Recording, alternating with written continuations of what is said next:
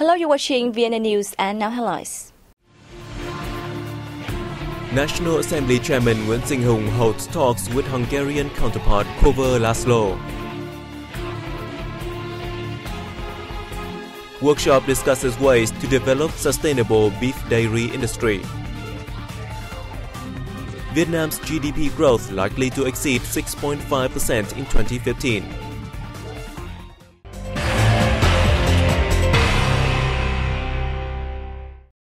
The National Assembly of Vietnam always backs the promotion of cooperation with traditional friends, including Hungary. National Assembly Chairman Nguyễn Sinh Hùng made the statement during talks with his Hungarian counterpart Kovar Laszlo in Hanoi on November 9th. The Vietnamese top legislator affirmed Vietnam always considers Hungary a reliable friend in the European Union, adding that Vietnam-Hungary affiliation will be a crucial bridge for stronger relations between the European Union and ASEAN member nations. Chairman Hùng also thanks the Hungarian National Assembly for its ratification of the European Union-Vietnam Framework Agreement on Comprehensive Partnership and Cooperation.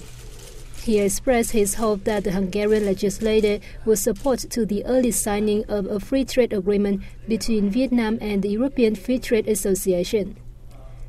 The Vietnamese leader believed that the two national assemblies will do their utmost to tighten connection between the two governments and the traditional friendship between the Vietnamese and Hungarian people. For his part, Speaker Kovar Laszlo spoke highly of the regular exchange of delegations between the two countries and the implementation of a cooperation agreement signed by the two legislative bodies in 2009. He told his host that Hungary wants to share experience with Vietnam in lawmaking and reform through parliamentarian groups. The Hungarian speaker expected that the two sides will step up cooperation between the National Assembly's agencies and coordination at international parliamentary forums. At a workshop in Hanoi on November 9th, Deputy Prime Minister Hoàng Trung Hải asked the agricultural sector to develop a sustainable beef and dairy industry while taking into account benefits of breeders and avoiding scattered investments. In fact, the industry meets only 10% of the domestic demand for beef and 30% for milk. On an average, each Vietnamese consumes about 14.8 kilos of milk a year, much lower than the common rate of 35 kilos in Asia. The reality is due to high prices of imported milk, while the domestic supply fails to meet the market's demand. Therefore, Deputy Prime Minister Hải required the beef and dairy industry to speed up its restructuring and properly control epidemics. The official also underscored the need to take full advantage of opportunities offered by international integration, step up links among businesses, and build a value-added chain towards a sustainable industry. International integration has brought many opportunities for Vietnam to attract investments in the field, but the country's trade policies must keep pace with requirements of other countries, especially regulations on food safety and animal quarantine. The most important task for the industry is to increase the quality of breeding stocks. Moreover, it is necessary to rearrange production activities and build links between farmers and enterprises to control cost prices and ensure food safety. Domestic and foreign experts suggested that the industry should implement various measures at the same time, focusing on planning for grass growing, cattle feed production and processing plants, and ensuring reasonable purchase prices for farmers. In its October regular meeting, the government revealed that the country's yearly GDP growth is likely to surpass 6.5%, higher than the set target of 6.2%. The figure is equal to the prediction of international and domestic organizations. According to a report on the macroeconomy released by the Central Institute for Economic Management, Vietnam's GDP is likely to reach 6.83% in the fourth quarter. Earlier, the General Statistics Office announced that the country posted an economic growth of 6.5% in the first 9 months of this year, the highest ever in the past 5 years. The country might surpass the yearly economic growth target of 6.2% set by the National Assembly. It is forecast the rate will be 6.4 or 6.5%.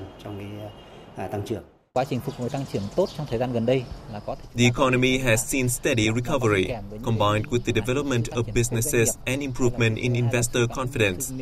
We still have many opportunities brought by agreements, including the upcoming free trade agreement with the EU, the Regional Comprehensive Economic Partnership, or the Trans-Pacific Partnership. Apart from domestic organizations, international institutions such as the World Bank, Asia Development Bank, and International Monetary Fund have raised their forecast on Vietnam's economic growth to 6.2%, 6.5%, and 6.6% respectively.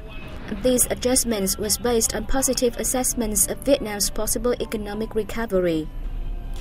According to experts, to ensure sustainable development, Vietnam needs to continue stabilizing the macroeconomy, creating favorable conditions for businesses to boost their operations and increase competitiveness in the integration context. Sustainable growth has closely linked to businesses' sustainable development. For the long term, businesses should be equipped with enough resources and knowledge in the new context. To foster the economy's recovery, experts also proposed improving its ability to cope with outside impacts through fiscal and monetary policies.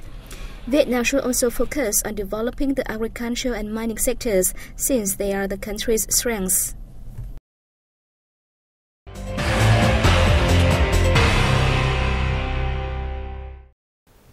Low-budget carrier Vietjet Air has welcomed the 29 aircraft to its fleet as the new Airbus A321 jet has landed at Tân Sơn Nhất International Airport in Ho Chi Minh City.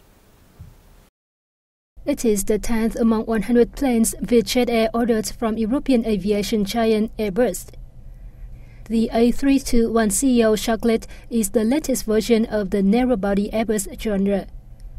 It can carry 230 passengers and was designed to reduce fuel use, noise, and emissions. The new airplane was added to prepare for rising demand during the upcoming high travel season. Vietjet Air operates about 190 flights a day on 35 domestic and international routes, including those to Singapore, the Republic of Korea, Taiwan, China, Thailand, and Myanmar. The airline started selling tickets on domestic and international routes from Vietnam to Thailand, Singapore, Taiwan, the Republic of Korea, and Myanmar for the 2016 New Year holiday, with the policy the sooner you buy a ticket, the cheaper the price. The airline will increase the frequency of its high-demand routes, including those from Ho Chi Minh City to Hanoi, Da Nang, Huế, Hải Phòng, and Nha Trang. While export earnings of some agricultural products witnessed plunges, export turnover of cassava skyrocketed in the first 10 months of 2015. More details coming up next. According to the Vietnam Cassava Association, the export of this product reached 3.42 million tons, with turnover of more than $1 billion, up 22.6% in volume and 19% in value against the same period last year. The results are attributed to the Finance Ministry's recent amendment to its tax policy on cassava. Accordingly, tax levied on sliced cassava has been reduced to 0% instead of 5% since September 5th. This move helped create favorable conditions for cassava exporters. China remained one of Vietnam's top importers of cassava in the first 3 quarters of 2015, accounting for nearly 90% of its market share.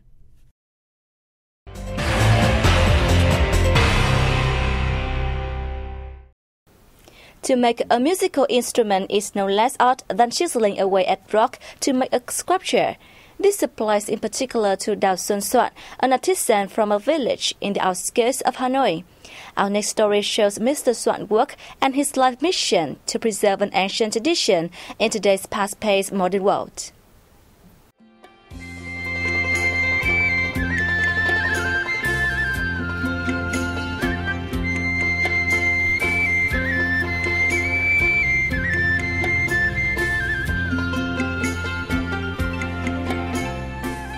Vietnam is home to hundreds of traditional instruments, with no more than 30 being widely known, such as the monochord, the Vietnamese zither, or the cylindrical drum.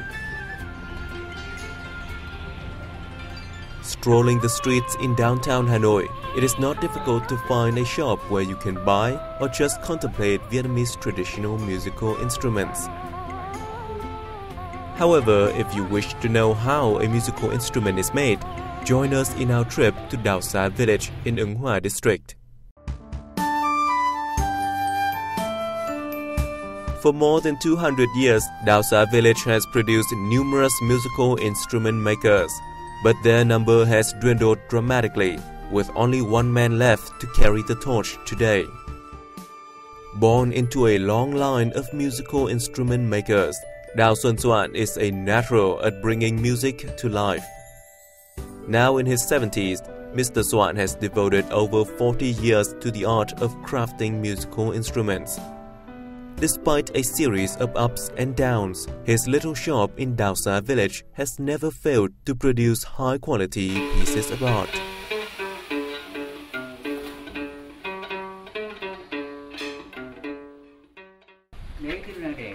This job has been around for over 200 years. Artisans in Dao Sa villages originally flocked from north to south, but today's youth are losing interest since the job requires an eye for beauty and patience. This is why I continuously motivate my son and son-in-law to preserve the art form.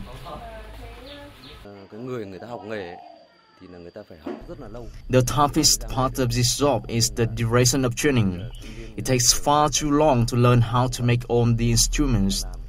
I started work as a driver, but since nobody else could carry on the family tradition, I have decided to learn from my father. It doesn't take an enthusiast to appreciate the meticulous details in crafting traditional musical instruments. Take this Vietnamese zither for example. The wood needs to be collected and then dried for nearly 2 years before it can be used. Next, a number of steps have to be followed, from making the resonator to crafting the pearl inlaid. It takes an average of 3 days for an artisan like Soạn to make a single instrument.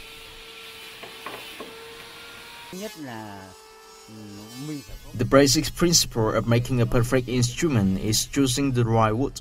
You have to know just by holding the piece of wood what kind of sound it will produce.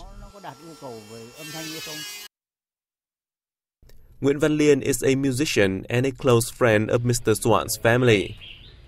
From time to time, the two artisans put their work aside and talk about the instruments. In my humble opinion, Mr. Soãn's musical instruments have a unique sound, especially since he's not a musician himself. We musicians are very impressed by his talent.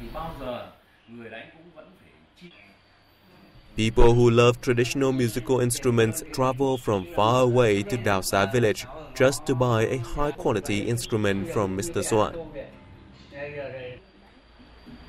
I know a little bit about music. I have visited many music shops, but I have full faith in Mr. Soãn's work.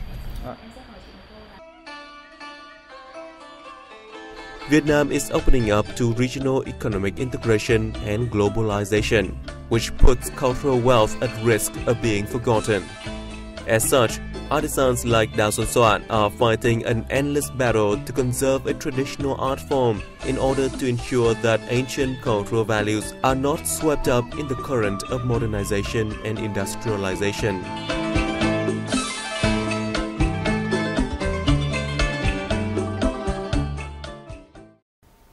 And that has wrapped up our news bulletin. Thanks for joining us and goodbye for now.